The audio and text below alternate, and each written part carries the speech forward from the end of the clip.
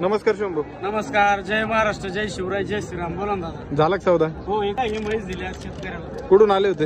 आपलं पैठण. पैठणवरून आलते का? राजीव रघुनाथ जाधव. कसं झाला शंभू सौदा? ही आपण 70,000 रुपये दिली. 8-10 दिवसाची कच्ची. हा, 10 लिटर दुधाची बोली दिली. अंगा सडाची बोली दिली. 8 दिवसाची कच्ची आहे का? 8 दिवसाची कच्ची. कुठल्या जाती ते? ही प्युअर मासाली आहे का? पंगडीवर मारू शकतो. प्युअर मासा नाही का?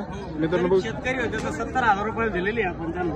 70,000 रुपयाला. हो, हे त्यांना विचारा कसं वाटलं. कसं काय झालं व्यवहार? एकदम व्यवस्थित नंबर व्यवहार झाला. शुभम मला भेटून वगैरे एकदम मस्त वाटला. हा हा हा, एकदम पद्धतशीर व्यवहार झाला. तुमच्या म्हणण्याप्रमाणे झालंय. हो. मित्रांनो बघू शकता, पैठणवरून शेतकरी आले होते. 70,000 रुपयाला म्हैस खरेदी केली आणि एकदम मापात अशी म्हैस. वडा बरं दादा म्हैस.